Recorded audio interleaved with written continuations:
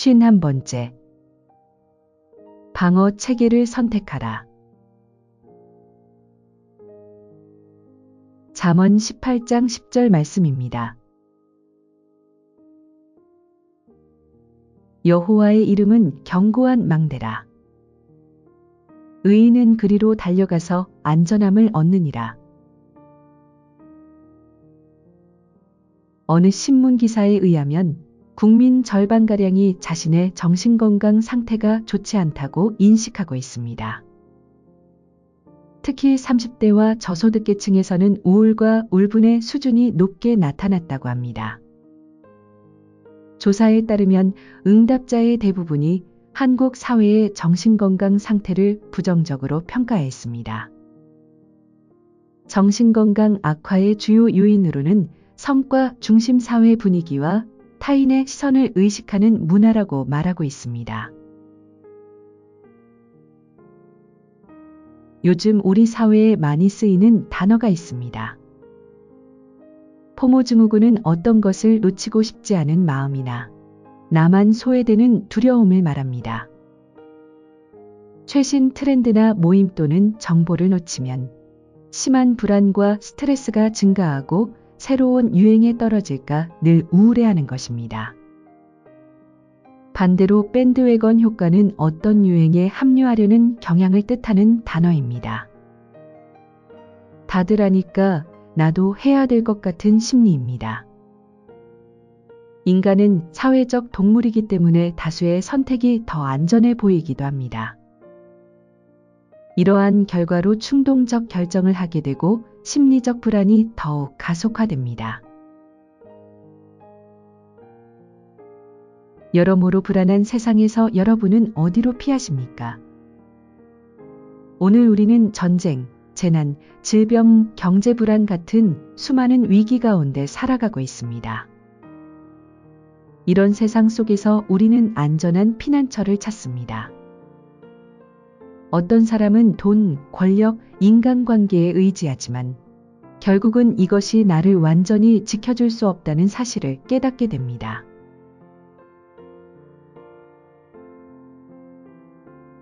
하나님께서는 오늘 본문을 통해 진정한 피난처가 무엇인지, 누가 안전한 삶을 누릴 수 있는지를 말씀하십니다. 어린아이가 위험을 느낄 때 본능적으로 부모에게 달려가는 것처럼 하나님을 믿는 자녀는 혼란과 위협 속에서 하나님의 이름으로 달려갑니다. 현대 사회에는 인간을 전쟁으로부터 보호하기 위한 국가의 여러 방어 체계가 있습니다. 아이언돔이나 사드 같은 미사일 방어 체계가 있는가 하면 재난 시 사용되는 지하 벙커는 생명을 지키는 방어선으로 사용됩니다. 현대인은 모든 것이 무너져도 여기로 들어가면 살 수 있다는 믿음이 있습니다.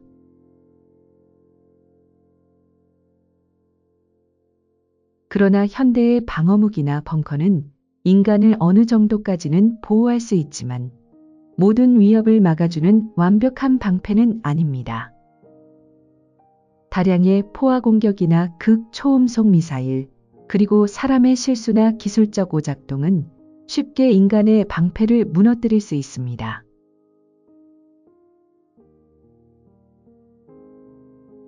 하지만 위기에서 완벽한 보호를 받은 사람들이 있습니다.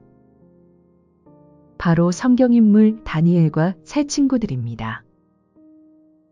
그들은 바벨론에서 위협받고 핍박받을 때에도 하나님을 의지했습니다. 특히 사드락, 메삭, 아벳느고는 풀무불 속에 던져질 위기에서도 우리를 구하실 분은 하나님이라 고백했습니다. 그 결과 하나님이 불 속에서 보호하셨고 그들 머리카락 하나도 타지 않았습니다. 그들이 달려간 망대는 여호와의 이름이었고 거기서 진짜로 안전함을 얻었습니다.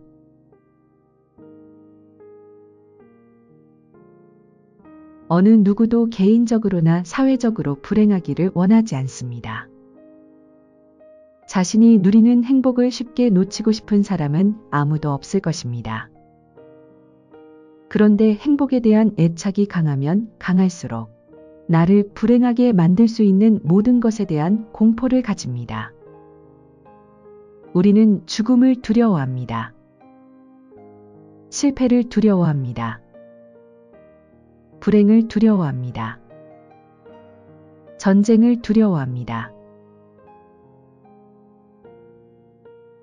어쩌면 이러한 공포심은 인간의 생존을 위한 불가분의 본능이라고 할 수 있습니다. 그렇다 할지라도 항상 공포 속에 살 수 없는 것이 인간입니다. 만일 공포에서 매일 시달리고 살아간다면 이것은 개인을 파괴하고 가정과 사회를 혼란에 몰아넣을 것입니다. 이 상황을 피하기 위해 우리는 견고한 망대를 찾아야 합니다.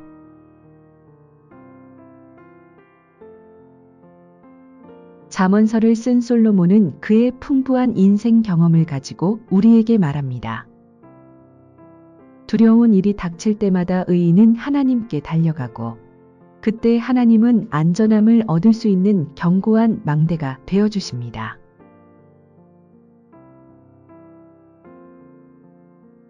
다시 말하면 우리 각 개인이 피하여야 할 망대는 하나님이요. 국가적으로 피해야 할 유일한 망대도 하나님뿐이라는 사실입니다. 고도로 전쟁 무기가 발달한 21세기에 살고 있는 우리는 망대를 그렇게 대단한 것으로 여기지 않습니다. 오늘 우리에게는 전쟁 중 피난처되는 군사 방어 시스템과 벙커로 생명의 안전 보장을 받습니다. 심리 상담소나 환자실에서 회복과 안정을 얻습니다. 긴급 구조 호출이나 구조요원을 통하여 피난과 쉼의 공간을 제공받습니다. 그리고 곳곳에 도움을 요청할 수 있는 장소가 있습니다.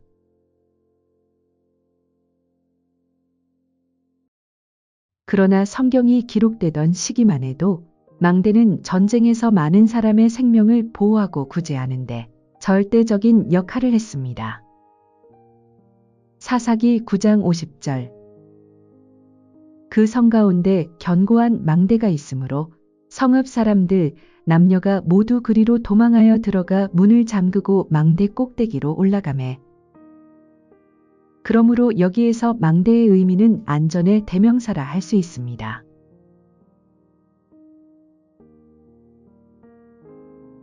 나의 삶 속에서 정말 하나님이 견고한 망대 되심을 체험해 보셨나요? 그러면 예수 믿는 나에게 있어서 하나님은 어떤 분이십니까? 하나님은 분명히 약속하셨습니다. 시편 50편 15절. 환난 날에 나를 부르라. 내가 너를 건지리니 네가 나를 영화롭게 하리로다.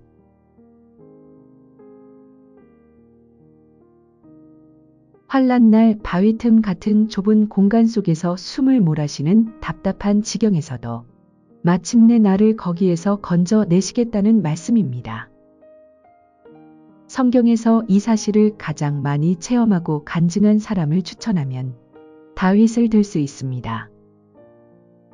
사무엘 22장은 다윗이 20여 년 가까이 온갖 시련과 역경을 겪은 후 여호와께 노래한 것이기 때문에 우리에게 더없이 호소력이 있는 것 같습니다. 사무엘하 22장 1절. 여호와께서 다윗을 모든 원수의 손과 사울의 손에서 구원하신 그날에 다윗이 이 노래의 말씀으로 여호와께 아뢰어 그는 안심하고 발붙일 한치의 땅도 없고 생사를 예측할 수 없는 그런 혹독한 불안 속에서도 하나님이야말로 견고한 망대가 되신다고 고백했습니다.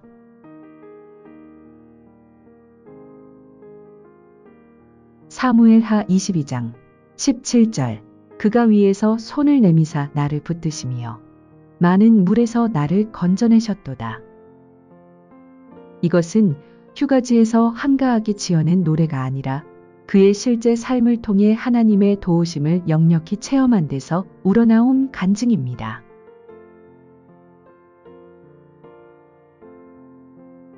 다윗의 하나님은 실제로 나의 아버지이십니다. 다윗이 험한 생을 살 동안 그토록 안전한 망대가 되어주신 하나님은 오늘 나에게도 반드시 망대가 되어 주십니다.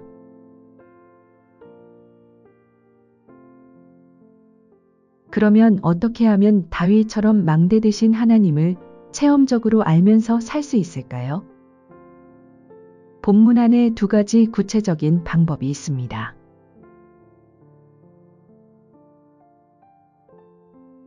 첫째는 하나님께 달려가야 합니다. 이 말은 걸어간다는 것과 퍽 대조적인 인상을 줍니다. 위기에 처한 다윗의 행동을 보면 그 의미를 보다 명쾌히 파악할 수 있습니다.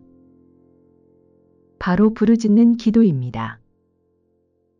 하나님이 침묵하고 계시는 것처럼 보일 때도 계속해서 부르짖는 것입니다.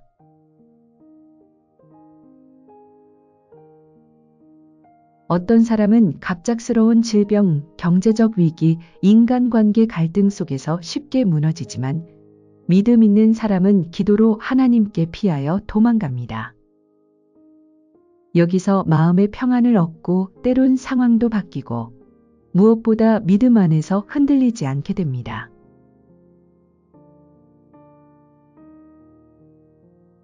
이것은 독사를 만난 아이가 아빠를 부르며 달려가는 행위와 비슷합니다. 고통이나 위기를 만난 자는 하나님께 부르짖는 기도를 쉬지 말아야 합니다. 그가 위기에서 건져주시는 망대이심을 신뢰하고 실제로 하나님의 망대 되어주심을 체험할 때까지 부르짖어야 합니다. 하나님께서 반드시 응답해 주실 것입니다.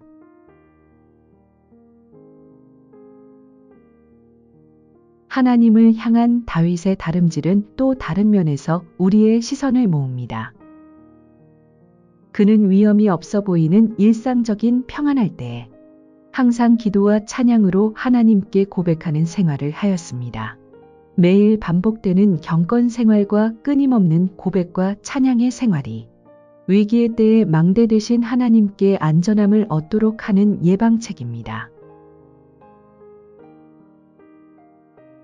둘째는 의인이라야 합니다. 이 망대는 아무나 이용할 수 있는 것이 아닙니다. 본문은 의인은 그리로 달려간다 고 말합니다. 의인이란 완전한 사람이 아니라 하나님을 믿고 순종하는 사람입니다. 하나님을 의지하는 사람은 위기 가운데 하나님께 달려갑니다. 세상의 방법을 찾기보다 하나님의 이름을 부르고 주 앞에 엎드립니다. 달려간다는 표현은 절박함과 신뢰를 동시에 보여줍니다. 무너져가는 삶 속에서 주여 도와주소서 라고 외치며 망대를 향해 전력으로 달려가는 사람들. 이들이 바로 오늘의 의인입니다.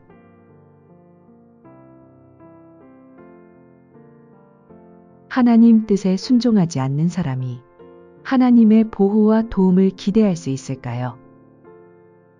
사무엘하 22장 25절. 그러므로 여호와께서 내 의대로 그의 눈앞에서 내 깨끗한 대로 내게 갚으셨도다. 하나님은 나의 의, 내 깨끗한 대로 갚으시는 분이십니다. 바로 말씀에 순종하는 대로 갚으십니다. 믿음의 사람들은 하나님께서 말씀하실 때 그것이 납득할 수 없는 것이라도 그대로 순종하였습니다. 아브라함, 이삭, 야곱 같은 족장들이나 믿음의 사람들은 하나님께로부터 이해할 수 없는 명령을 받은 자들입니다. 그러나 그들은 한결같이 납득할 수 없고 무모해 보이는 하나님의 명령을 따라 좌로나 우로나 치우치지 않았습니다. 일단 하나님께 명하시면 그 외에 다른 길은 있을 수 없다는 것입니다. 어린애들은 부모들의 말씀을 아무 계산 없이 잘 순종합니다. 우리도 어린아이처럼 하나님의 말씀대로 순종해야 합니다.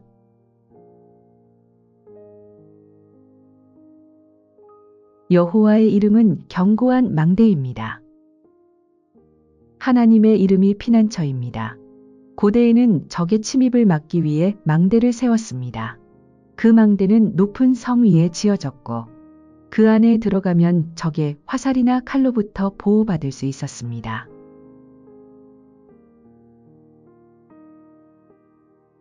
망대 대신 하나님은 변하지 않는 신실하신 분이십니다.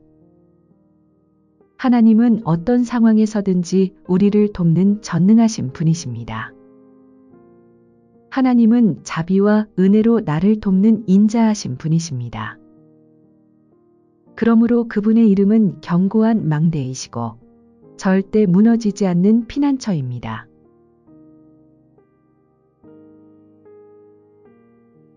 하나님의 이름이라는 망대에 들어간 사람은 어떻게 됩니까? 안전함을 얻느니라. 여기서 안전함은 단순히 육체적인 보호만을 말하지 않습니다. 마음의 평안과 영혼의 쉼, 그리고 생명의 구원까지 포함합니다. 세상은 흔들려도 하나님 안에 있는 자는 흔들리지 않습니다. 주의 이름 안에 숨은 자는 외로움도 두려움도 죄책감도 이길 수 있습니다. 궁극적으로 우리는 예수 그리스도를 통해 완전한 피난처 안으로 인도됩니다.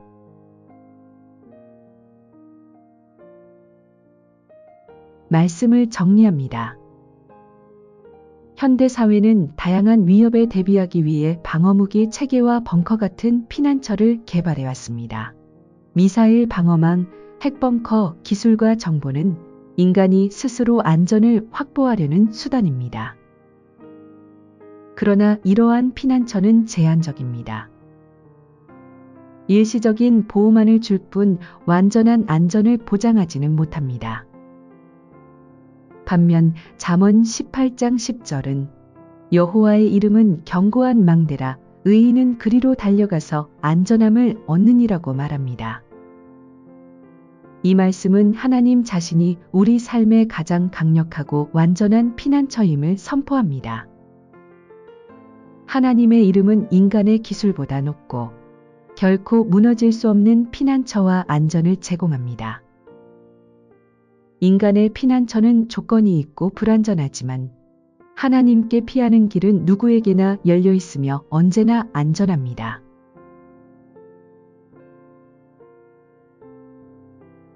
하나님은 상황과 시대를 초월해 영원히 신실하신 분이십니다. 나는 그분의 이름, 곧 예수 그리스도 안에 들어갈 때 참된 평안을 누릴 수 있습니다. 세상은 끊임없이 변하고 위험은 계속되지만 하나님은 흔들리지 않는 망대이십니다. 인간의 힘과 교만에 의지한 삶은 결국 무너지지만 하나님의 이름을 의지하는 자는 끝까지 보호받습니다. 참된 피난처는 사람이 만든 것이 아니라 살아계신 하나님의 품 안에 있습니다. 그러므로 우리는 두려울수록 하나님께로 달려가야 합니다. 그분 안에서 오늘도 앞으로도 안전함을 얻을 수 있습니다. 오늘도 그 이름, 피난처 되신 여호와 앞에서 진정한 평안을 누리시기 바랍니다.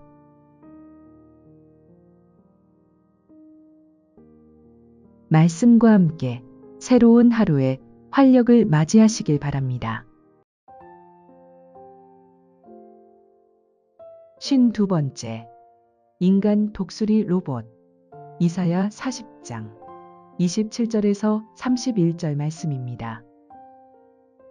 야곱아, 어찌하여 내가 말하며 이스라엘아 내가 이르기를 내 길은 여호와께 숨겨졌으며 내 송사는 내 하나님에게서 벗어난다 하느냐. 너는 알지 못하였느냐, 듣지 못하였느냐. 영원하신 하나님 여호와 땅 끝까지 창조하신 이는 피곤하지 않으시며 곤비하지 않으시며 명철이 한이 없으시며 피곤한 자에게는 능력을 주시며 무능한 자에게는 힘을 더하시나니 소년이라도 피곤하며 곤비하며 장정이라도 넘어지며 쓰러지되 오직 여호와를 앙망하는 자는 새 힘을 얻으리니 독수리가 날개치며 올라감 같을 것이요 다른 박질하여도 곤비하지 아니하겠고 걸어가도 피곤하지 아니하리로다. 우리는 가끔 어려운 일을 당하면 본문 27절 말씀처럼 한탄할 때가 있습니다. 하나님, 왜 제 길을 외면하시고 저의 억울한 송사를 들어주지 않습니까?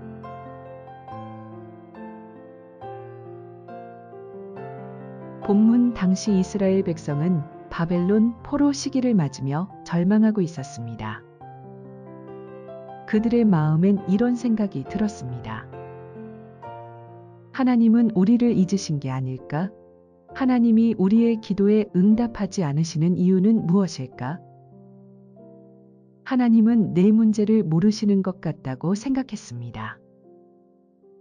피곤하고 억울하고 외롭고 고통스러운데 하나님은 어디 계시냐는 것이죠.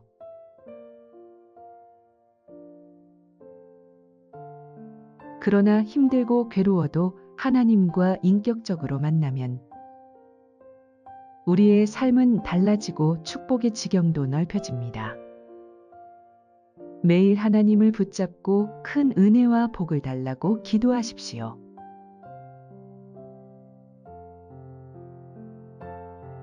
이럴 때 이런 답답한 마음을 표현하기 전에 자신의 예배 생활과 기도 생활, 그리고 교회 생활을 먼저 돌아봐야 합니다. 그러면 이미 나의 탄식에 대해 하나님이 대답하셨을 것입니다. 오늘 본문 28절 말씀처럼 너는 아직도 모르느냐? 아직도 못 들었느냐? 라고 말씀하십니다. 이 말씀은 하나님을 확실히 알고 신뢰하라는 내용입니다.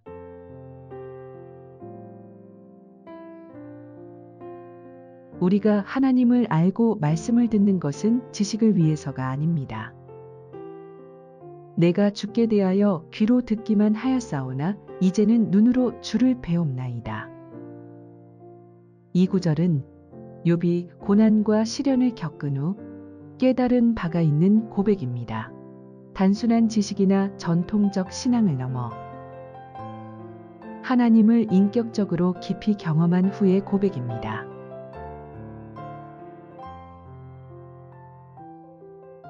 오늘 본문은 절망의 시대를 사는 우리에게 주시는 하나님의 위로의 말씀입니다. 하나님은 이스라엘 백성에게 왜 낙심하느냐? 라고 질문하십니다. 야곱아, 어찌하여 내가 말하며 하나님은 이스라엘 백성의 속마음을 아셨습니다.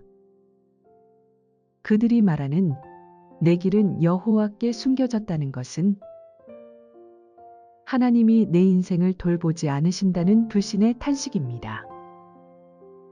우리도 고난이 계속될 때 하나님이 계시긴 한가 하며 신앙의 회의를 느낄 때가 있습니다. 하지만 하나님은 묻습니다. 어찌하여 그렇게 말하느냐?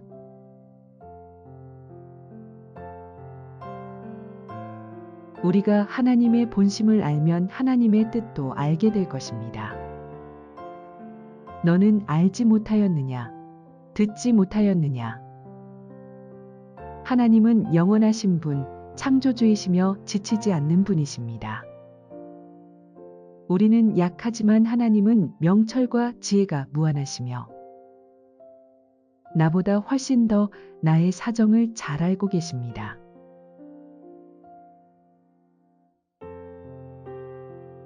인간은 피곤하지만 하나님은 피곤하지 않으십니다. 나의 상황이 아무리 복잡해 보여도 하나님의 지혜는 능히 이것을 해결하는 데 부족함이 없습니다.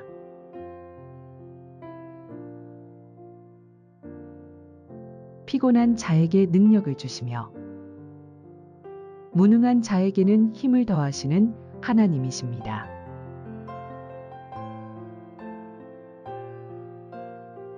오늘날 로봇 기술과 인공지능 기술이 발달하면서 다크팩토리가 새로운 공장 형태로 떠오르고 있습니다. 다크팩토리는 말 그대로 불 꺼진 공장을 의미합니다. 문자 그대로 어두운 공장이라는 뜻이지만 실제로는 인간 노동자 없이 24시간 가동되는 완전 자동화된 공장을 의미합니다. 제조에서 공장 관리에 이르기까지 인력 투입이 없어 조명을 켤 필요도 없습니다.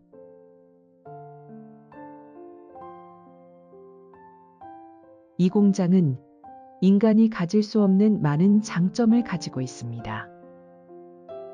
인건비 및 휴식 시간에 문제가 없습니다.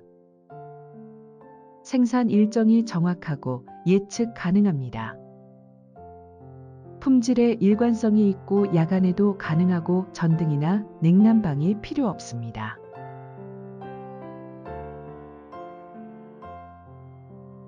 여기에 비하면 우리 인간은 어떻습니까? 휴대폰도 밤새 충전하면 배터리가 다시 100%가 되는데 우리는 밤새 자도 여전히 피곤합니다.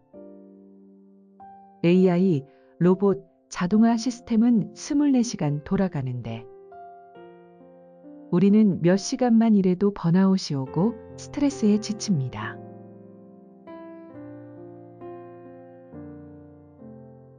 그러나 우리는 로봇보다 약하고 피곤하지만 로봇은 하나님을 의지하지 못하고 우리는 하나님을 의지할 수 있습니다. 그것이 우리의 새로운 힘입니다. 이 세상에서 참된 힘은 하나님을 바라보고 기다리는 믿음에서 나옵니다.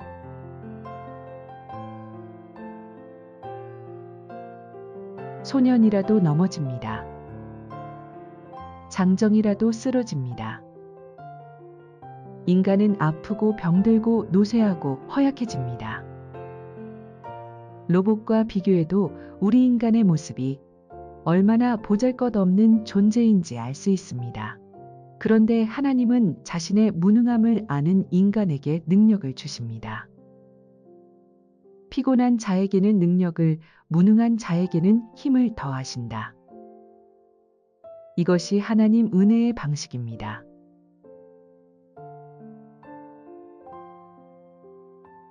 (31절) 오직 여호와를 앙망하는 자는 새 힘을 얻으리니. 여기서 앙망하다는 기다리고 소망하다는 뜻입니다. 그냥 막연하게 기다리는 것이 아닙니다. 하나님의 때와 방법을 신뢰하며 인내하는 기다림입니다. 그럴 때 하나님은 새 힘을 주십니다. 그 힘은 독수리가 날개쳐 올라가는 것과 같습니다. 새 힘이 주어질 때 우리는 넘어지지 않습니다. 달려가도 지치지 않습니다. 걸어가도 피곤하지 않습니다.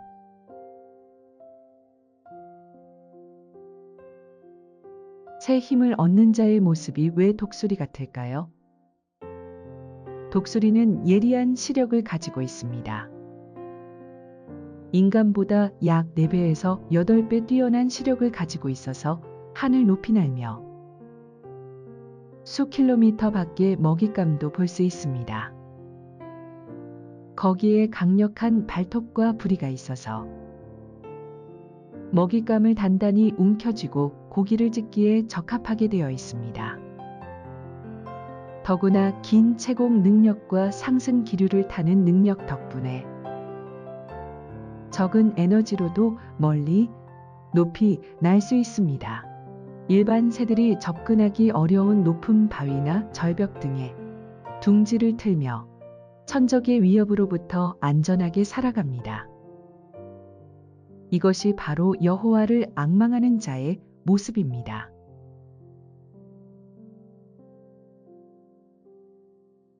하나님을 계속 바라보면 하나님이 나의 영혼과 생각의 주인이 되어 주십니다. 이때부터 선한 변화가 시작되고 시련조차 축복의 밑거름이 됩니다.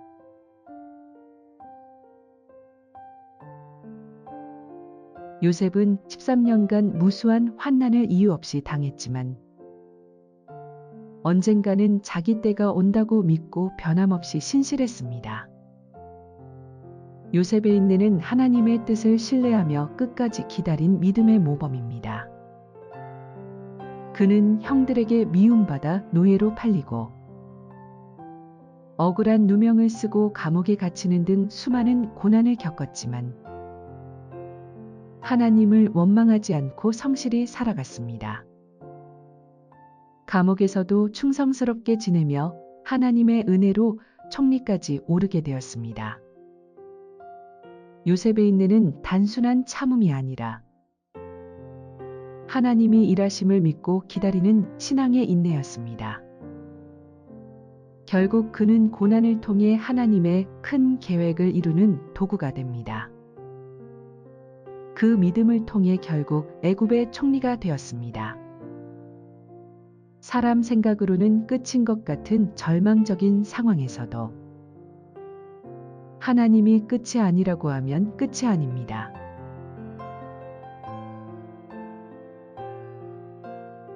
하나님은 우리가 약할 때 우리를 버리지 않으시고 오히려 그 약함 속에 새 힘을 공급하십니다.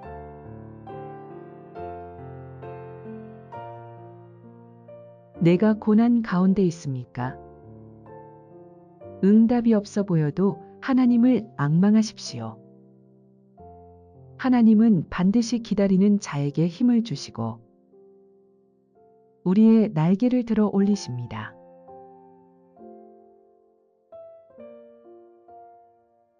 하나님은 전혀 피곤함을 느끼지 않고 창조물을 하나도 빠짐없이 돌보십니다. 그렇다면 하나님의 자녀는 얼마나 더욱 잘 돌봐주시겠습니까? 하나님은 피곤한 자에게는 능력을 주시며 무능한 자에게는 힘을 더해 주십니다. 내가 고통과 아픔 중에 있으면 더욱 가까이 찾아와 주십니다.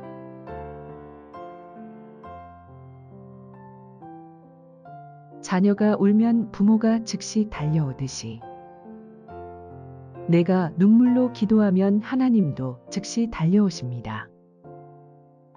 나의 위기는 늘 하나님의 기회가 되기에 어떤 상황에서도 낙심하지 마십시오.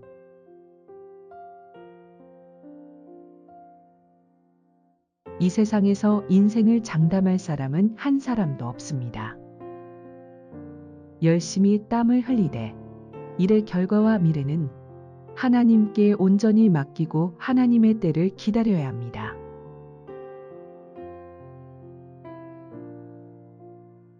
가끔 사방이 막히는 절망적인 상황을 당해도 하나님이 달아주신 독수리의 날개로 높이 날아오르고 어떤 상황에도 결코 절망하지 마십시오.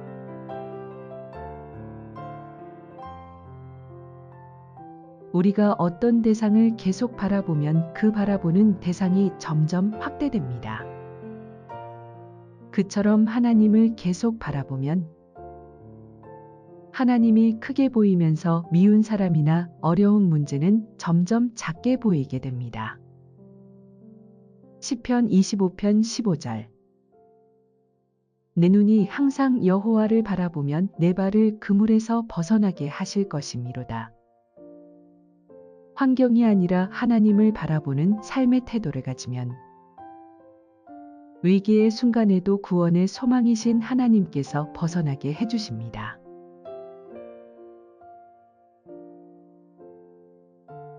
자신의 약점과 실패와 고통만 생각하지 말고 하나님만 바라보고 약속된 축복의 말씀을 믿으십시오.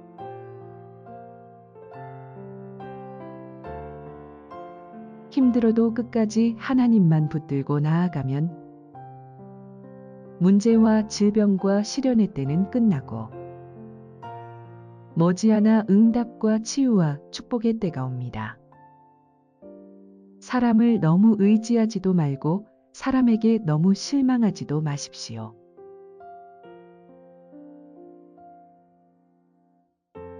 시련의 바람을 겁내지 말고 강한 날개를 길러 시련의 때에는 더욱 높이 날아오르십시오. 큰 축복을 기대하며 개척자가 되기를 주저하지 마십시오. 계속 믿음으로 준비하면 이제까지 있었던 가장 복된 일보다 더 복된 일이 자신 앞에 펼쳐질 것입니다.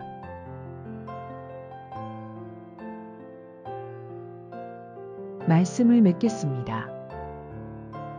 나는 요즘 하나님께 내 길이 숨겨졌다고 낙심하고 있진 않은가? 내가 피곤하고 지칠 때 찾는 위로의 원천은 무엇인가? 나는 하나님을 진심으로 기다리고 있는가?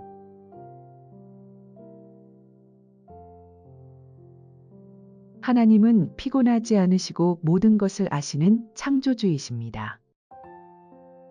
인간은 지치고 넘어지지만 하나님을 앙망하는 자는 새 힘을 얻습니다. 믿음으로 기다리는 자에게 하나님은 반드시 회복과 승리를 주십니다.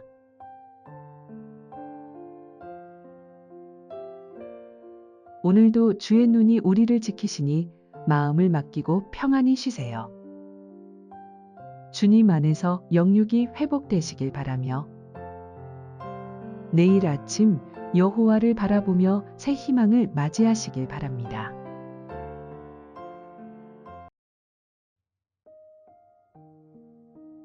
쉰세 번째, 묻고 답하고 맡기다.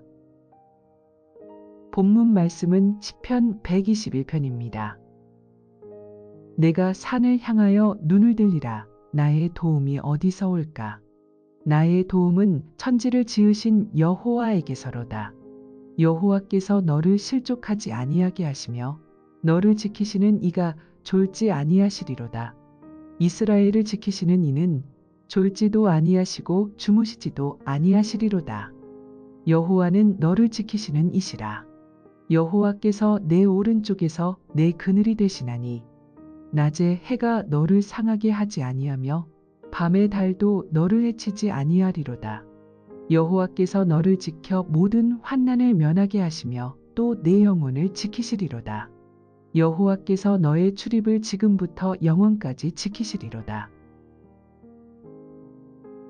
시편 120편부터 134편까지 성전에 올라가는 노래라는 제목이 붙어 있습니다. 이스라엘의 3대 명절이라고 일컬어지는 유월절이라든지 혹은 오순절, 그 다음에 초막절이 있습니다. 이 절기가 되면 각 지역에 흩어져 있던 이스라엘 백성들이 가족들을 이끌고 다 예루살렘으로 모여듭니다. 당시에는 장거리 도보 여행이었고 험한 산길, 강도, 더위, 추위, 피곤 등의 위험이 많았기 때문에 하나님의 보호를 간구하는 노래가 필요했습니다. 예루살렘이라는 지역은 팔레스타인 지역에서 가장 높은 지역에 있습니다. 해발 약 800m에 위치한 산 위 도시라 성전이 있는 곳으로 가는 걸 올라간다 라고 표현합니다. 이제 이스라엘 지역에 들어오게 되면 예루살렘 꼭대기 시온산이 서서히 보이기 시작합니다. 거룩한 도시가 그들의 시야에 들어오기 시작하면 순례자들은 이제 거의 다 온 것을 알고 안심합니다. 하지만 아직도 남아있는 거리가 있습니다. 유대 사막을 통과했지만 예루살렘 도성의 언덕으로 올라가야 합니다. 아마 그때 이 노래를 부르지 않았을까 생각됩니다. 마지막 있는 힘을 다해 사막의 뜨거운 열기를 참고 견디면서 올라갑니다. 이제 조금만 참고 올라가면 예루살렘 도성에 도달한다는 기쁨을 가지고 아마도 이 노래를 불렀을 것이라고 생각됩니다. 그래서 제목이 성전에 올라가는 노래 혹은 순례자의 노래라는 별명들을 갖고 있습니다. 시편 121편은 지난 수천 년 동안 성도들의 입에서 애송되어 왔습니다. 이 시를 암송할 때마다 우리 역시 마음의 용기와 평안을 얻습니다. 이 짧은 본문 가운데에서도 지킨다 는 단어가 6번씩이나 반복됩니다. 3절 너를 지키시는 이, 4절 이스라엘을 지키시는 이, 5절 너를 지키시는 이, 7절 여호와께서 너를 지켜 내 영혼을 지키시리로다. 8절 영원까지 지키시리로다. 하나님은 나의 가장 가까운 거리에서 졸지도 않으시고 주무시지도 않으시고 영원까지 그늘이 되시고 상하지 않게 하시고 해치지 않으시고 환난을 면하게 하시고 일어나는 모든 일에 영원까지 보호해 주신다고 하셨습니다. 그런데 실제로 우리의 인생에는 예상하지 못한 불행이 덮쳐옵니다. 그러면 하나님이 거짓말을 하는 건가요? 아닙니다. 만약 우리에게 이런 의혹이 일어난다면 우리는 하나님의 참된 모습을 보지 못하고 있음이 분명합니다. 그러므로 우리는 이 문제 앞에 정말로 겸허한 자세를 가지고 성령의 인도를 받아야 합니다. 마치 사드락과 메삭과 아벳느고가 왕이 세운 금 신상에게 절하지 않으면서 말합니다. 왕이여, 우리가 섬기는 하나님이 계시다면 우리를 맹렬히 타는 풀무불 가운데에서 능히 건져내시겠고 왕의 손에서도 건져내시리이다. 그렇게 하지 아니하실지라도 왕이여, 우리가 왕의 신들을 섬기지도 아니하고 왕이 세우신 금 신상에게 절하지도 아니할 줄을 아옵소서. 그들은 그렇게 하지 아니하실지라도 라는 믿음을 가지고 있었습니다. 이 시편은 바벨론 포로 후기에 쓰여졌을 가능성이 많다고 성경학자들은 말합니다. 포로의 고달픈 아픔과 고난의 역정을 기억했던 그 사람들이 불렀습니다. 이제 인생의 새로운 소망을 시온의 언덕에 올라가서 하나님을 예배하면서 살 수 있다는 기대감이 넘쳤습니다. 그 감격의 은혜를 사모하면서 올라올 때 불렀던 이 노래. 그 순례의 길을 행하면서 이제 마지막 유대 광야 사막을 지나가면서 불렀던 노래라고 생각할 때 얼마나 가슴이 벅찹니까? 그 당시의 순례자들에게 이 노래가 얼마나 커다란 은혜와 힘이 되었을까요? 이런 배경을 놓고 생각하면 우리는 1절을 쉽게 이해할 수가 있습니다. 시편 저자가 산을 향하여 눈을 든다 라고 하는 것은 무슨 뜻입니까? 이것은 믿음의 자세를 말합니다. 하나님이 전혀 계시지 않는 것 같은 그런 현실 속에서라도 하나님을 바라는 믿음의 자세입니다. 그러나 사실 절망이 가슴을 짓누르는 그런 형편에서 이러한 고백을 한다는 것은 그리 쉬운 일이 아닙니다. 이 가운데에도 저자 자신의 심한 내적 시름이 보입니다. 1절과 2절에서 내가 라는 단어가 나옵니다. 내가 산을 향하여 눈을 들리라. 나의 도움이 어디서 올까? 3절로 넘어가면서 너 라고 바뀌는 것을 보게 됩니다. 여호와께서 너를 실족하지 아니하게 하시며 너를 지키시는 이가 졸지 아니하시리로다. 그리고 4절에서는 이스라엘로 넘어갑니다. 이스라엘을 지키시는 이는 이것은 신앙의 자아가 흔들리는 자아를 계속해서 붙들어 세우는 모습입니다. 나 1인칭, 너는 상대방의 입장에서 2인칭, 그리고 이스라엘은 무리 속의 나를 말합니다. 이 구절들에서 우리는 이 시편 저자의 심정을 너무나 잘 이해할 수 있습니다. 평소에 아무리 믿음이 좋던 사람이라 할지라도 어려움에 부딪히게 되면 자신도 모르는 사이에 흔들릴 수가 있습니다. 그때는 내가 약할 때 믿음 생활 잘하는 다른 사람을 보고 배워야 합니다. 깊은 절망의 수렁 속에 빠져 있을지라도 변함없으신 하나님을 바라보아야 합니다. 그래서 이 믿음의 테스트에 통과해야 합니다. 내가 힘들면 너의 입장에서 생각해보고 이것도 힘들면 공동체 속에서 나를 생각해 보는 것입니다. 한편 시편 저자는 하나님이 왜 우리의 완전한 보호자가 되시는가를 두 가지 면에서 제시해 주고 있습니다. 먼저 하나님은 창조자시라고 했습니다. 다시 말해서 하나님은 모든 일을 할 수 있는 전능하신 분이기 때문입니다.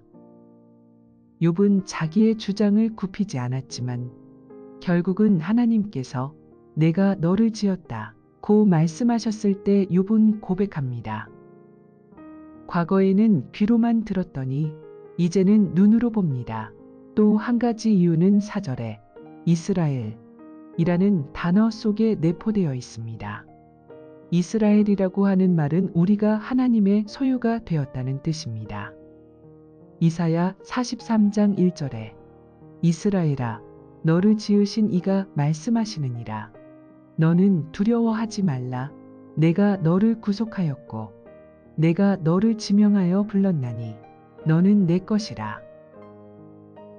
우리가 하나님의 소유이기 때문에 하나님은 우리에게 대한 완벽한 보호를 책임지시는 것입니다. 하지만 때로는 우리의 인생은 마치 깊은 협곡 위에 걸쳐 있는 쓰러져 가는 위험한 다리 위를 건너는 것과 같습니다. 하나님의 완전한 보호를 믿고 신앙생활을 잘하던 사람에게 갑자기 예상하지 않던 불행이 찾아들면 우리는 곧 마음에 심한 갈등을 겪게 됩니다. 마치 하나님의 보호막에 구멍이라도 뚫린 것처럼 생각될 때가 있습니다. 하지만 하나님이 우리를 새로운 곳으로 데려가실 수 있도록 나 자신을 내어 드려야 합니다. 캐캐 묵은 관습을 벗어나서 새롭게 변화되기 위해서는 한꺼번에 밀려드는 괴롭고 고된 일을 감당해야 합니다. 남극의 혹독한 겨울이 시작되면 황제 펭귄들은 얼어붙은 내륙 빙판 위에서 짝을 짓고 번식 준비에 들어갑니다. 암컷은 단 하나의 알을 낳은 후 체력과 영양을 보충하기 위해 먼 바다로 먹이 사냥을 떠나고 그 순간부터는 수컷의 긴 인내가 시작됩니다. 수컷은 알을 자신의 발 위에 올려놓고 복부 아래의 주머니로 덮어 따뜻하게 유지합니다. 남극의 땅은 너무 차가워서 알이 바닥에 닿기만 해도 몇 분 만에 얼어 죽을 수 있기 때문에 수컷은 온 신경을 집중해 알을 지킵니다. 약 65일 동안 아무것도 먹지 않고 단식 상태로 알을 품습니다. 이 기간 동안 수컷 펭귄은 체중의 절반 이상을 잃을 정도로 혹독한 시간을 견뎌냅니다. 7월에서 8월 사이 마침내 알에서 새끼 펭귄이 깨어나지만 어미는 아직 돌아오지 않은 상태입니다. 굶주린 수컷은 마지막 힘을 다해 자신의 식도에서 만들어낸 특별한 영양물질인 펭귄 밀크를 먹여 새끼의 생명을 이어갑니다. 하지만 어미가 늦게 도착할 경우 새끼는 추위와 배고픔으로 위험에 빠질 수 있습니다. 다행히 어미가 무사히 돌아오면 바다에서 잡아온 물고기와 크리를 토해내어 새끼에게 먹이고 이제부터는 암수가 번갈아 가며 먹이를 구하고 새끼를 돌보는 양육의 협력이 시작됩니다. 이렇게 황제 펭귄의 번식 과정은 극한의 자연 속에서 헌신과 인내, 협동을 통해 새로운 생명이 태어나는 감동적인 여정입니다. 펭귄예에서 보듯이 고통 없이는 소망도 없습니다. 새 생명도 없습니다. 우리도 고통의 시간이 찾아올 때 오늘 본문 말씀을 통해 다시 힘을 얻어야 합니다. 나 자신에게 묻고 말씀을 통해 주시는 답을 얻고 그리고 하나님께 자신을 맡겨야 합니다. 하나님이 변화시켜 주시도록 나를 맡기는 그 고단한 일을 감당해 나가다 보면 내가 변화되고 새로운 기쁨과 평안을 누리게 됩니다. 빌립보서 4장 6절에서 7절입니다. 아무것도 염려하지 말고 오직 모든 일에 기도와 간구로 너희 구할 것을 감사함으로 하나님께 아뢰라. 그리하면 모든 지각에서 뛰어난 하나님의 평강이 그리스도 예수 안에서 너희 마음과 생각을 지키시리라. 우리 주변에 언제 어떠한 비극들이 일어날지 아무도 예측할 수 없습니다. 하나님께서 사랑의 징계로서 혹은 믿음의 연단을 위해 아니면 더 큰 일을 맡기시기 위한 준비 작업으로 우리에게 어려움을 허락하실 수 있습니다. 그러나 어떠한 처지에서든지 간에 우리가 지켜야 할 자세는 바로 눈을 들어 하나님을 바라는 믿음의 자세입니다. 이제는 하나님이 나의 출입을 영원토록 지키십니다. 이 믿음이 있으면 우리는 절망에 빠지지 않고 살아날 수 있습니다. 이 믿음이 있으면 아무리 험난한 인생길이라도 능히 걸어갈 수 있습니다. 바둑 속담에 장고 끝에 악수 둔다 라는 말이 있습니다. 너무 깊이 고민하거나 계산하느라 시간을 끈 끝에 오히려 잘못된 선택을 한다는 의미입니다. 이것은 인간의 제한된 판단력과 불완전한 지혜를 드러냅니다. 인간의 자기 지혜에만 의존할 때 생기는 한계와 실수를 보여주는 예는 일상생활에서도 너무나 많이 발생하고 있습니다. 그리고 이런 이유 때문에 하나님을 바라보고 의지해야 하는 이유가 분명해집니다. 잠언 3장 5절에서 6절입니다. 너는 마음을 다하여 여호와를 신뢰하고 내 명철을 의지하지 말라. 너는 범사의 그를 인정하라. 그리하면 내 길을 지도하시리라. 말씀을 정리합니다. 오늘 우리는 성전으로 직접 올라가지는 않지만 하나님의 임재를 향해 나아가는 삶 전체가 성전에 올라가는 여정입니다. 우리가 신앙의 길에서 겪는 여러 현실적인 힘든 여정 속에서도 하나님의 신실하심을 노래하며 예배와 기도, 공동체의 회복을 위해 하나님을 향하여 믿음의 자세를 유지해야 할 것입니다. 오늘도 주의 눈이 우리를 지키시니 마음을 맡기고 평안히 쉬세요. 주님 안에서 영육이 회복되시길 바라며 매일 아침마다 여호와를 바라보며 새 희망을 맞이하시길 바랍니다. 54번째 말씀입니다. 떠나라 그리고 잊어라. 본문 말씀 창세기 19장 24절에서 28절 말씀입니다. 여호와께서 하늘 곧 여호와께로부터 유황과 불을 소돔과 고모라에 비같이 내리사 그 성들과 온들과 성에 거주하는 모든 백성과 땅에 난 것을 다 엎어 멸하셨더라. 롯의 아내는 뒤를 돌아보았으므로 소금 기둥이 되었더라. 아브라함이 그 아침에 일찍이 일어나 여호와 앞에 서 있던 곳에 이르러 소돔과 고모라와 그 온 지역을 향하여 눈을 들어 연기가 옹기 가마의 연기같이 치솟음을 보았더라. 사탄은 우리의 과거를 가지고 트집을 잡습니다. 사탄에게는 미래가 없기 때문입니다. 그래서 늘 지난 일이나 우리의 과오를 물고 늘어집니다. 나의 미래를 과거에 얽매이게 해서는 절대 안 됩니다. 뒤를 돌아보고 과거에 집착하는 것은 현재와 미래의 걸림돌이 됩니다.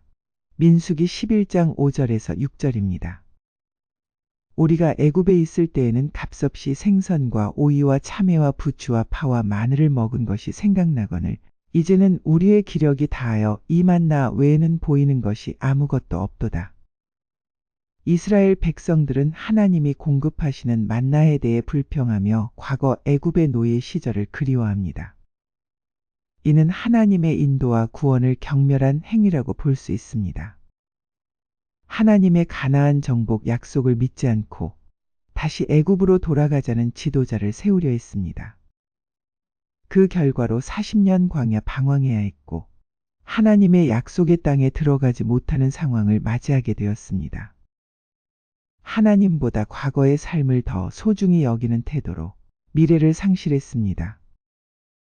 과거에 연연하고 과거에 발목이 묶여 있는 사람은 미래가 없는 사람이요 어리석은 사람입니다.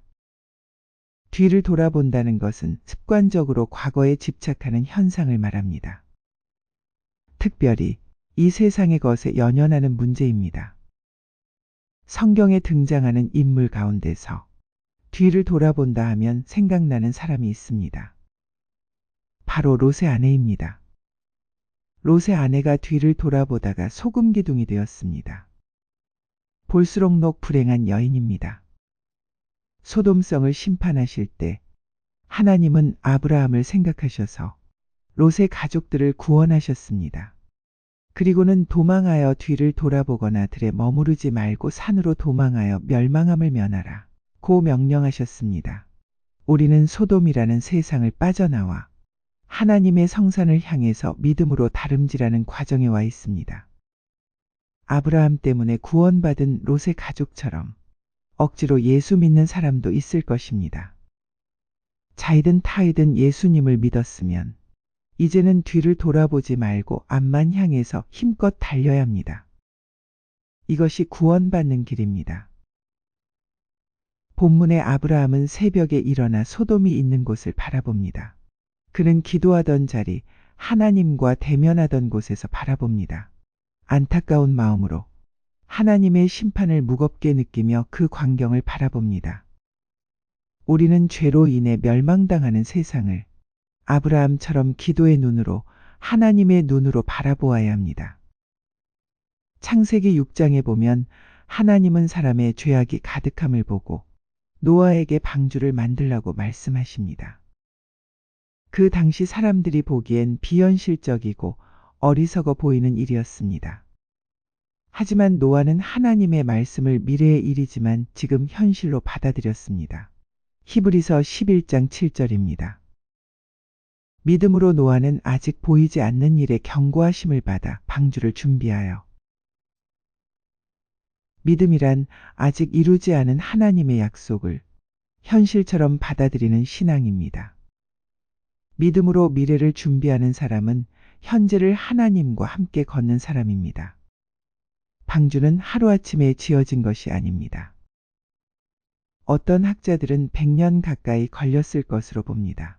그 긴 시간 동안 노아는 하나님의 말씀 하나만 붙들고 묵묵히 나무를 깎고 못을 박으며 방주를 지었습니다. 주변 사람들은 조롱하고 비웃었겠지만 노아는 그 모든 시간을 하나님을 신뢰하며 미래를 준비하는 시간으로 삼았습니다. 드디어 하나님의 말씀이 현실이 되던 날, 하늘에서는 비가 쏟아지고 땅에서는 샘이 터졌습니다. 세상은 심판받았지만 노아와 그의 가족은 방주 안에서 구원을 받았습니다. 사람들은 준비하지 않았고 문이 닫힌 후엔 들어갈 수 없었습니다. 하지만 노아는 믿음으로 준비한 그 방주 안에서 생명을 보존받았습니다. 롯의 아내는 아브라함과 노아와는 반대로 왜 어리석게 뒤를 돌아보았을까요? 롯의 아내는 소돔성에서 즐겼던 화려한 생활, 재산, 정다운 친구들에 대해 연연하는 마음을 버리고 앞만 향해 다름질할 수가 없었습니다.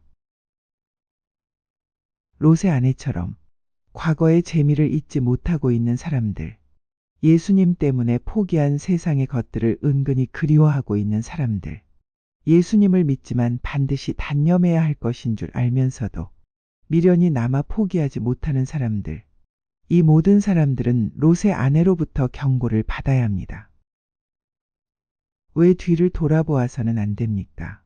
하나님 나라에 들어갈 수 없기 때문입니다. 누가복음 9장 62절입니다.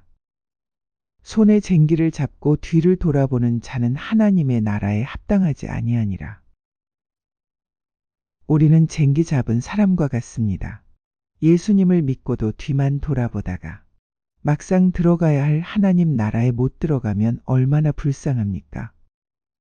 또한 우리가 뒤돌아보면 자연히 하나님과 마음이 멀어지게 됩니다.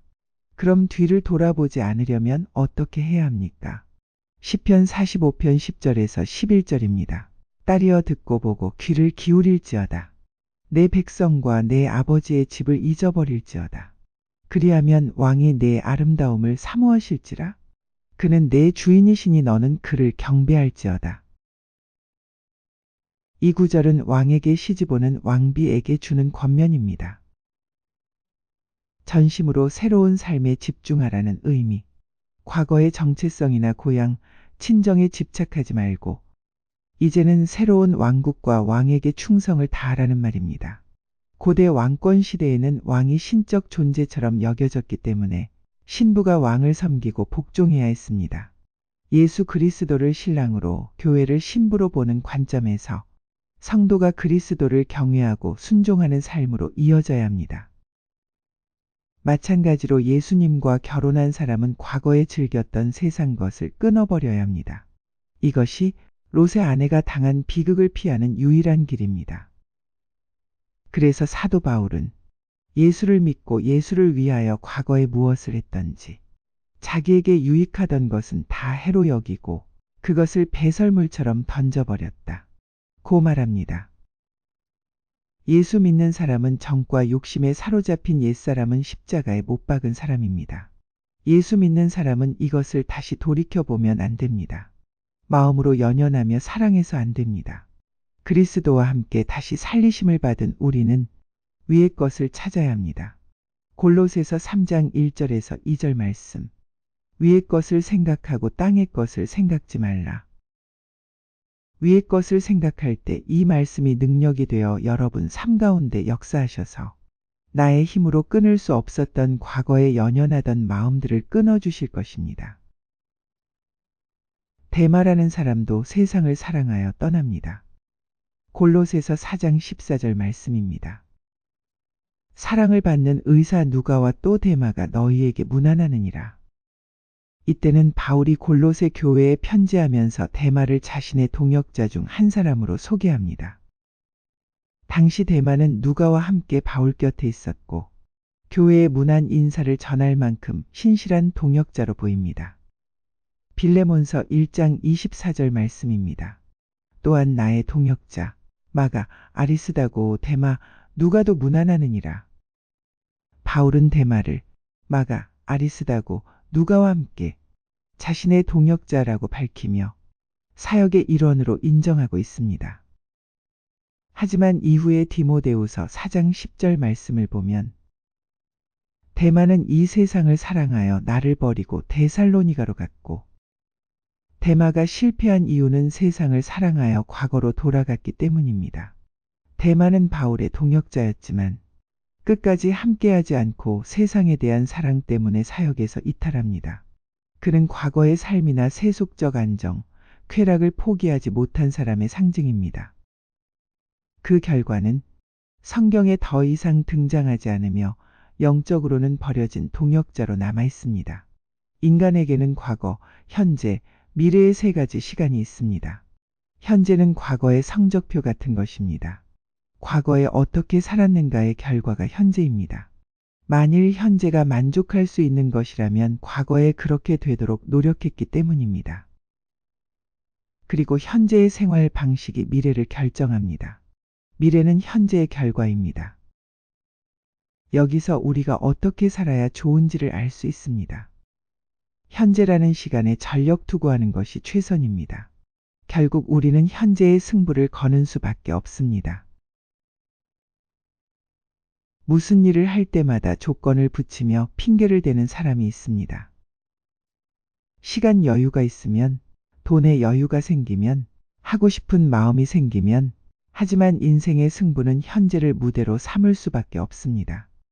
그러므로 모든 일을 뒤로 미루어 놓으면 안 됩니다. 이것은 가장 나쁜 태도입니다. 현재라는 시간을 아무것도 하지 않은 채 그냥 흘려보내고 마는 것입니다. 어떤 일을 성취한 사람에게 공통된 점은 무엇일까요? 그것은 결과를 묻지 않고 현재에 전력 투구를 했다는 것입니다. 현재의 고난은 장차 올 영광과는 비교도 안 됩니다. 이미 시작된 구원의 역사는 마침내 하늘나라에 다다르게 합니다. 우여곡절이 있지만 가나안에 무사히 도착하는 자신이 되기를 힘써야 합니다. 이미 나의 것이 아닌 과거에 집착하거나 과거로 돌아가려고 하는 생각을 버리고 우리 앞에 놓인 미래를 향하여 힘차게 달려가는 나의 삶이 되기를 바랍니다. 하나님을 믿으며 그리스도의 구원을 믿는 사람은 내세적으로 어디로 갈지 분명합니다. 땅에 있는 것을 바라보기보다 하늘나라를 바라보며 그곳을 위해 투자하며 사는 사람은 진정한 부자라고 할 수 있습니다. 고린도전서 9장 25절입니다. 이기기를 다투는 자마다 모든 일에 절제하나니 저희는 썩을 면류관을 얻고자 하되 우리는 썩지 아니할 것을 얻고자 하노라. 하나님은 뒤돌아보지 말라 하셨습니다. 그런데 롯의 아내는 그 명령을 어기고 뒤돌아보았습니다. 이것은 단순한 시선의 문제가 아니라 마음의 방향을 보여주는 것입니다.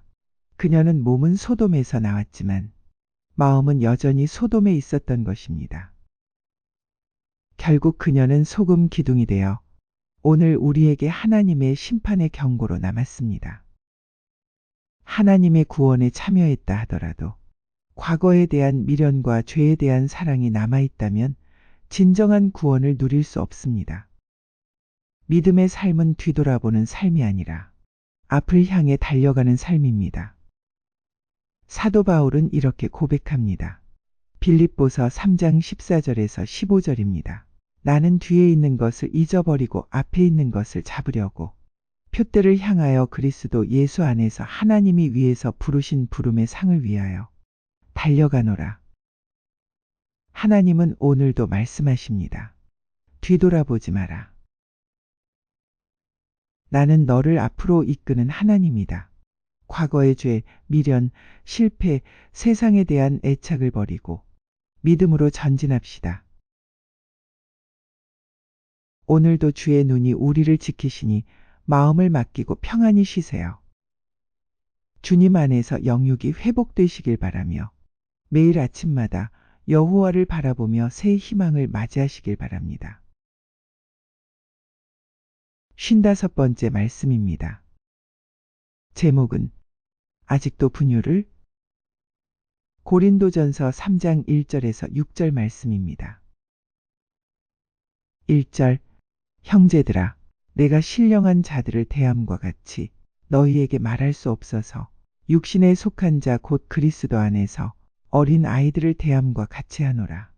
2절 내가 너희를 젖으로 먹이고 밥으로 아니하였노니 이는 너희가 감당하지 못하였음이거니와 지금도 못하리라.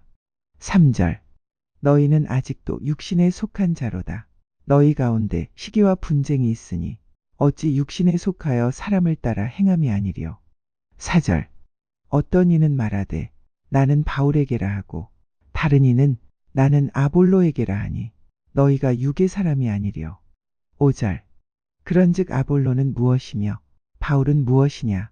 그들은 주께서 각각 주신 대로 너희로 하여금 믿게 한 사역자들이니라. 6절 나는 심었고 아볼로는 물을 주었으되 오직 하나님께서 자라나게 하셨나니. 고린도 교회는 은사도 많고 열정도 있었지만 안타깝게도 교회 안에 다툼과 분열이 있었습니다. 나는 바울에게, 나는 아볼로에게 라고 하며 사람 중심으로 모였고 그 결과 서로 시기하고 다투는 미성숙한 모습이 드러났습니다. 바울은 이런 교회 상태를 그리스도 안에서 어린아이라고 표현합니다. 고린도전서 1장 12절 내가 이것을 말하거니와 너희가 각각 이르되 나는 바울에게, 나는 아볼로에게, 나는 게바에게, 나는 그리스도에게 속한 자라 한다는 것이니. 영적으로 성숙하지 못한 사람의 특징은 무엇인가요? 아직도 육신에 속한 모습을 버리지 못합니다. 말씀은 듣지만 생각과 행동은 여전히 세상의 가치관을 따릅니다. 교회에서 분쟁, 시기, 당파가 일어나는 이유는 육신을 벗어버리지 못하고 자기중심적인 마음을 가지고 있기 때문입니다. 이런 사람들은 젖만 먹는 신앙을 벗어버리지 못합니다. 젖은 교회에 처음 발을 디딘 초신자에게 필요하지만 계속 젖만 먹으면 성장이 멈추고 더 이상 자라지 않습니다. 깊은 말씀과 순종의 훈련 없이 자기중심적으로 편안한 것만 찾는 신앙은 성숙하지 않습니다. 본문 1절에 형제들아 내가 신령한 자들을 대함과 같이 너희에게 말할 수 없어서 육신에 속한 자 곧 그리스도 안에서 어린 아이들을 대함과 같이 하노라. 그렇다면 성숙한 신앙의 길은 무엇입니까? 사람이 아닌 그리스도를 바라보는 생활입니다. 바울과 아볼로는 하나님의 일꾼일 뿐 주인도 구원자도 아닙니다. 교회에서 사람 중심이 되면 반드시 분쟁이 일어납니다. 사역자의 역할이 있지만 사역자의 분명한 한계도 있습니다. 우리는 심거나 물을 줄 수 있지만 자라게 하시는 분은 하나님이십니다. 그러므로 신앙의 중심은 항상 하나님께 맞추어져 있어야 합니다. 5절에 그런즉 아볼로는 무엇이며 바울은 무엇이냐. 그들은 주께서 각각 주신 대로 너희로 하여금 믿게 한 사역자들이니라. 한 시골 마을에 농부가 있었습니다. 농부는 좋은 씨앗을 뿌리고 또 곡식에 물을 주었습니다. 하지만 씨앗이 자라 열매를 맺게 한 것은 씨앗 자체의 생명력과 햇빛, 비를 주신 하나님이었습니다. 농부가 아무리 땀 흘리고 수고해도 하나님의 생명 공급 없이는 결실이 없습니다. 바울과 아볼로의 관계가 바로 이와 같습니다. 바울은 씨를 뿌렸고 아볼로는 물을 주었지만 자라게 하신 분은 오직 하나님입니다. 그러므로 농부를 높이는 것이 아니라 그 씨앗을 자라게 하시는 하나님께 영광을 돌려야 합니다. 그럼 여기에 등장하는 아볼로는 어떤 사람입니까? 사도행전 18장에 보면 그는 알렉산드리아 출신이었습니다. 당시 알렉산드리아는 이집트에 있는 큰 항구 도시로 헬라 문화와 학문이 발달했고 유명한 알렉산드리아 도서관이 있던 곳입니다. 이곳은 유대인의 학문 연구와 구약성경 헬라어 번역이 이루어진 중심지였습니다. 아볼로는 학문이 많고 성경에 뛰어났습니다. 말하는 솜씨도 수준급이었습니다. 열정적으로 신앙생활을 했습니다. 사도행전 18장 24절에서 언변이 좋고 성경에 능통한 자라고 기록되어 있습니다. 당시 성경은 구약 성경을 의미하며 그는 구약 말씀을 깊이 이해하고 있었습니다. 설득력 있는 말솜씨와 논리로 복음을 전했습니다. 고린도 교회에서 그의 설교는 큰 영향을 미쳤습니다. 사도행전 18장 25절에서 아볼로에 대해 말하길 마음이 뜨거워 예수에 관한 것을 자세히 말하며 가르치되 라고 기록합니다. 그는 처음에는 요한의 세례만 알고 있었습니다. 이 말은 예수님의 구원 사역과 성령 강림에 대한 온전한 복음까지는 알지 못했다는 뜻입니다. 그런데 에베소에서 브리스길라와 아굴라 부부를 만나 복음을 더 정확히 배우게 됩니다. 이 만남을 통해 그는 신약 복음에 대한 이해가 완전해지고 강력한 복음 전도자로 거듭나게 됩니다. 아볼로는 아가야, 즉 고린도에 가서 유대인과 헬라인에게 강력하게 예수께서 그리스도이심을 증거했습니다. 그의 설교로 많은 사람이 믿게 되었습니다. 그러나 일부 성도들은 나는 아볼로에게 라며 추앙할 뿐 아니라 그를 바울과 비교하며 분파를 만들었습니다. 사도 바울은 이런 상태의 고린도 교회를 바라보며 자괴감에 빠졌습니다. 믿음 안에서 성장하지 못한 어린아이의 신앙으로 가득했기 때문이다. 바울과 아볼로는 서로 경쟁 관계가 아니라 하나님의 동역자였습니다. 영적 어린아이 중 육신에 속한 자의 특징이 있습니다. 그들은 사람 중심의 신앙을 가지고 있습니다. 고린도 교인들은 나는 바울에게, 나는 아볼로에게 하며 지도자를 기준으로 나뉘었습니다. 말씀을 전한 사역자가 마치 신앙의 주인이 된 것처럼 따랐습니다. 그리고 비교와 경쟁이 더하여져서 서로 분열하게 됩니다. 사람이 중심이 되면 반드시 파벌이 생깁니다. 내 목회자, 내 교단, 내 교회가 옳다고 주장하면서 서로를 깎아내립니다. 그 결과로 실망과 낙심으로 끝이 납니다. 인간은 연약하기 때문에 사람을 신뢰의 근거로 삼으면 반드시 실망하게 됩니다. 목회자가 넘어지면 믿음도 흔들리고 공동체가 시험에 들기도 합니다. 그들에게 시기와 분쟁이 떠나지 않습니다. 서로에게 상처를 주고 공격하는 악순환이 계속됩니다. 육신의 사람은 상처를 받으면 그 상처를 또 다른 사람에게 전가합니다. 폭력, 무시, 미움, 분노는 계속 이어져서 약한 사람에게서 더 약한 사람에게 흘러갑니다.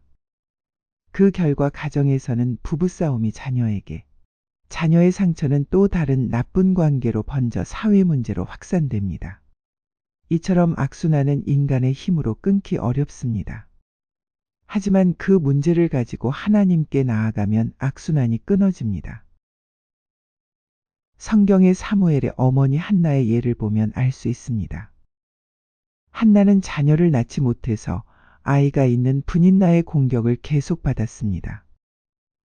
남편의 사랑을 받고 아이가 없던 한나와 반면에 아이는 있었지만 남편의 사랑은 받지 못하고 분노에 차 있던 분인나가 있습니다. 어떻게 보면 둘 다 상처받은 여인이었지만 상처에 대한 서로의 대응 방법은 달랐습니다. 한 여인만이 모범적인 위대한 여인으로 칭송받게 되었습니다. 한나는 분인나의 분노에 반응하지 않습니다. 자신의 괴로운 모든 문제를 하나님께 가지고 나갔습니다. 그때 둘 사이를 가로막던 시기와 분쟁의 악순환이 끊어졌습니다. 이것이 성숙한 그리스도인의 모습입니다. 사무엘상 1장 10절. 한나가 마음이 괴로워서 여호와께 기도하고 통곡하며 하나님께 모든 것을 아뢰고 나면 하나님의 위로가 있기 때문에 마음이 홀가분하고 시원합니다. 한나가 분인나 때문에 상처를 받았지만 하나님께 문제를 가지고 나아갔기 때문에 그녀는 치유를 받았습니다. 젖먹는 어린아이의 모습에서 벗어나 하나님과 교제하는 기도의 삶으로 돌이킬 때에 개인의 악순환, 가정의 악순환이 끊어지는 것입니다. 고린도 교회처럼 시기와 분쟁으로 가득 차면 성도들은 나는 힘이 없어 일을 못한다고 말합니다. 하지만 교회가 역사적으로 힘을 가지고 성공한 예가 있습니까? 예수님 승천 이후 교회는 곧바로 핍박을 받기 시작했습니다. 네로 황제는 로마대 화재의 책임을 성도들에게 뒤집어 씌우고 그들을 원형 경기장에 던져 짐승에게 물려 죽게 했습니다. 도미티안과 디오클레티아누스 같은 황제들은 기독교를 불법 종교로 규정하고 수많은 성도들을 죽이고 화형에 처했습니다. 그러나 놀라운 사실은 이때의 교회가 무너진 것이 아니라 오히려 더 강해졌다는 것입니다. 피 흘리며 죽어가는 성도들의 얼굴에서 사람들은 하늘의 소망과 사랑을 보았습니다. 그래서 교부 터툴리안이 이렇게 말했습니다. 순교자의 피는 교회의 씨앗이다. 세상은 교회를 뿌리째 뽑으려 했지만 오히려 그 피는 씨앗이 되어 더 많은 사람들이 복음을 받아들이게 했습니다. 교회는 힘이 있어서가 아니라 십자가를 지는 믿음 때문에 자라난 것입니다. 중세 말 교회는 화려해 보였지만 그 안에는 큰 타락이 있었습니다. 성직 매매, 면죄부 장사, 성경의 권위 대신 사람의 권위가 앞섰습니다. 하나님의 말씀이 가려지고 성도들은 진리를 알지 못한 채 형식적인 신앙에 매여 있었습니다. 그때 하나님은 루터와 같은 믿음의 사람들을 일으키셨습니다. 루터는 성경을 붙들고 오직 의인은 믿음으로 말미암아 살리라 는 말씀을 붙잡았습니다. 그는 혼자였지만 말씀의 권세가 그와 함께 했습니다. 종교개혁은 단순히 교회의 제도를 바꾼 것이 아니라 다시 말씀과 복음으로 돌아가자는 운동이었습니다. 성경이 각 나라의 언어로 번역되어 모든 사람이 직접 말씀을 읽게 되었고 교회는 새롭게 회복되었습니다. 그러므로 교회의 부흥은 권력이나 제도의 힘이 아니라 언제나 말씀으로 돌아갈 때 일어났던 것입니다. 갈라디아서 6장 9절 우리가 선을 행하되 낙심하지 말지니 포기하지 아니하면 때가 이름에 거두리라. 초대교회에서 관원들이 복음 전파를 막을 때에 베드로가 이야기합니다. 사도행전 4장 20절 우리는 보고 들은 것을 말하지 아니할 수 없다 하니 어린아이의 젖먹는 신앙은 인내와 끈기가 없습니다. 지금 눈에 좋게 보이는 것을 사달라고 떼를 씁니다. 그러나 막상 사주면 금방 실증을 냅니다. 우리는 육신적인 어린아이의 것을 버려야 합니다. 영적으로 성장해야 합니다. 말씀을 듣는 데서 멈추지 않고 삶에서 말씀을 실천하는 단계로 나아가야 합니다. 신앙의 깊이는 예배 횟수보다 삶 속에서 말씀대로 살아가는 정도로 드러납니다. 사람이 아닌 하나님께 집중해야 합니다. 하나님 앞에서 목회자, 지도자, 교회 프로그램은 도구일 뿐입니다. 모든 영광과 신뢰는 하나님께만 돌려야 합니다. 분열 대신 연합을 선택해야 합니다. 내가 속한 그룹의 취향이나 전통보다 복음과 사랑을 우선시해야 합니다. 성령이 하나 되게 하신 것을 힘써 지켜야 합니다. 고린도 교회의 문제는 능력이나 은사의 부족이 아니라 성숙의 부족이었습니다. 우리도 영적으로 자라지 않으면 젖먹는 자리에서 벗어나지 못하며 시기와 분쟁에 휘말리게 됩니다. 오늘 말씀처럼 사람을 높이지 않고 하나님만 바라보며 매일 조금씩이라도 밥을 먹으며 성숙해 가야 합니다. 화려함이 아니라 어려움과 고난 가운데서도 성장해 나가야 합니다. 오늘도 주의 눈이 우리를 지키시니 마음을 맡기고 평안히 쉬세요. 주님 안에서 영육이 회복되시길 바라며 매일 아침마다 여호와를 바라보며 새 희망을 맞이하시길 바랍니다.